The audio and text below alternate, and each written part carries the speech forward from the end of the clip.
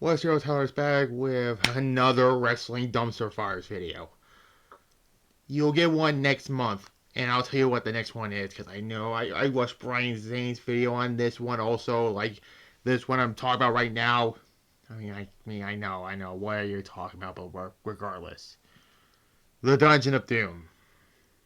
Why am I talking about this in November and not on Halloween? Well, it doesn't matter. That's all I have to say.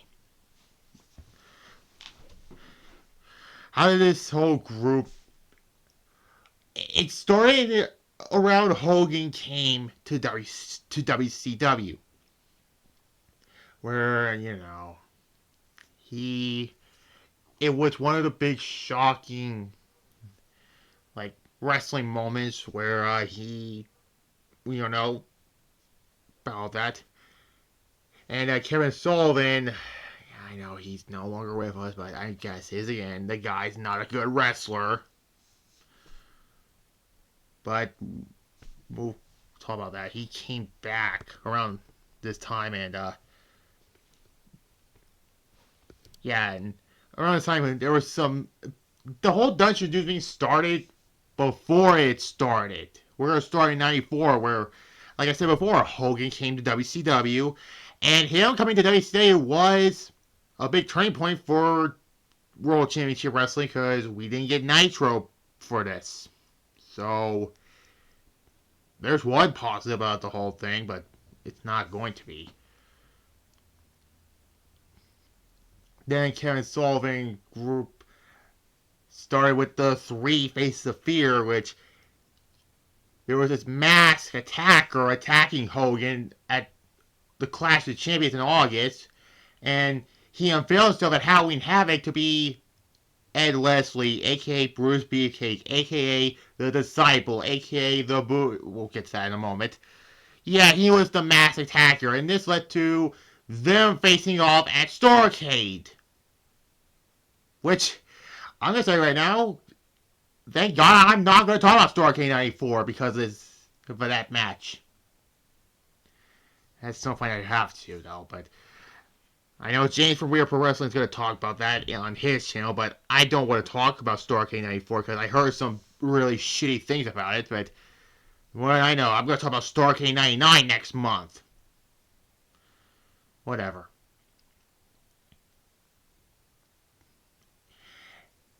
That where Hogan won, of course. I mean, there was allegedly supposed to have Hogan face Vader, which why couldn't they do it there? But whatever. Randy Savage came in and Hogan went on to a feud with Vader, and then Dave Sullivan, by the way, was a Hogan fan. And he went full Eugene mode. Nick Nismore, by the way, he talked about that this most controversial character on his YouTube channel. Got former wrestlers being YouTubers nowadays. I mean, again, regardless. Then we see this big, mysterious giant, aka the Giant, aka Paul White, aka the Big Show, who debuted in WCW during the entrances for the main event. He showed up in the crowd at Great American Bash, and then at Bash the Beach, on a literal beach, confronts Hogan, takes off his white shirt and says, "Remember this?" And basically that's the shirt of Andre, which they portray Big Show, or the Giant rather, as Andre's son, quotation marks. And then we get to the hilariosity Hogan moment at, I want to say, Saturday night or something like that. Hogan says, "Where am I? There's no Hulkamaniacs here. I never been here before." And he looks at the fucking fountain and says, "Ah, it's not hot." It was funny though. And the Giant reveals that it's a member of the Dungeon of Doom, which it brought some more members, like Ed Leslie at the Zodiac, like this is like 9,000 gimmick of him. Earthquake or Avalanche become the Shark. What the fuck? Kamala and Vader for a short bit before he turned face and left WCW to go to the WF. And Yeah, the less we... Well, then again, he had a run. It was what it was until him losing to Shawn at SummerSlam, which... But that wasn't like the worst thing about it. The worst thing about it was his 98 run. Yeah, the less I say about that, the better. I hate to do that to Vader because he's back on my roster and he has won a hardcore championship. He'll face the Sandman tomorrow. Stay tuned for that episode. Oh my god, I think it's episode 53. I don't know. But yeah, and then Lex Luger came back to WCW after that disastrous run, which I did it on my dumpsters, did it on this series 2 years ago. Then, yeah, the giant run over Hogan's motorcycle with a monster truck, which then he twists Hogan's neck after the War Games match. This led to Halloween Havoc. Oh boy. And we all know about this. It was during one of the early episodes of Nitro. Kevin Sullivan disguises himself as an old woman. She's a stun granny. And the giant, he was not called Big Show yet. The giant twists Hogan's neck again, and they shave off Hogan's mustache. And Hogan went to the dark side. And this is a kind of a tease of Hollywood Hogan. Not yet. We're not there yet, guys. Hold on with that. Hogan's like, we're gonna do not just a wrestling match. We're gonna do a fucking monster truck sumo match. And yeah.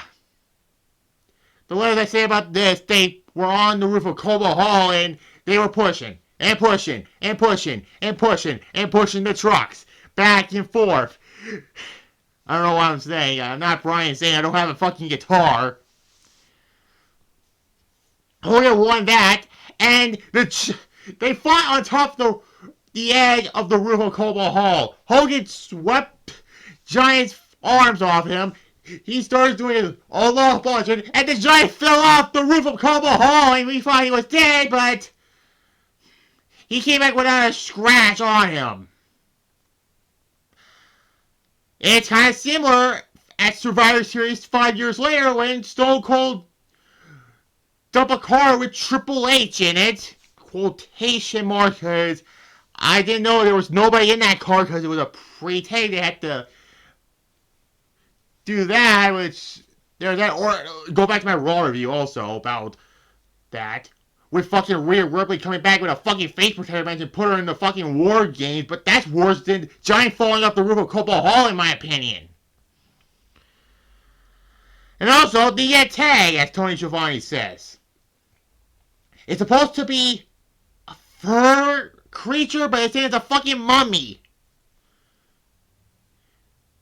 And Giant wins by DQ, but we didn't learn it until the following episode of Nitro, where Jimmy Hart turned on Hogan as well as Lex Luger. They became members of the DOD. Yeah. They were... Jimmy Hart said there was a contract where if Hogan loses by DQ, he loses the world title. Why? Then the belt was vacated for the World War III match. That match was won by Randy Savage because Hogan allegedly changed the finish of it. Where he was meant to get eliminated by the Giant, but he changes the decision. Creative control, brother. And then we get to the whole part where the Alliance and Hulkamania. But before that, Super Bowl 6. Kevin Sullivan fought Brian Pillman in a I Respect You strap match. It's basically an I Quit match with a strap. Two of the worst gimmick matches ever. That was memorable for Brian Pillman says, I respect you, Booker Man!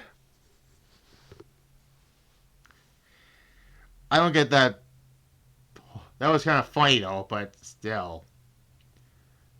And then went to our Anderson coming in and Ric Flair stops the fight. This led to them forming an alliance to win Hulkamania for Uncensored, where they bring us Zeus from No Holds Bar fame and some buff up guy called the Ultimate Solution. The Doomsday Cage match or whatever the fuck it was called. Where, by the way, the Zodiac was now the Boogeyman. Kamala left after Halloween Havoc. Now, why I say this, I'll say this because I'm not going through every detail about it because I did review some of these on my main channel. Sooner or later, I'll do it on the secondary channel, but not now.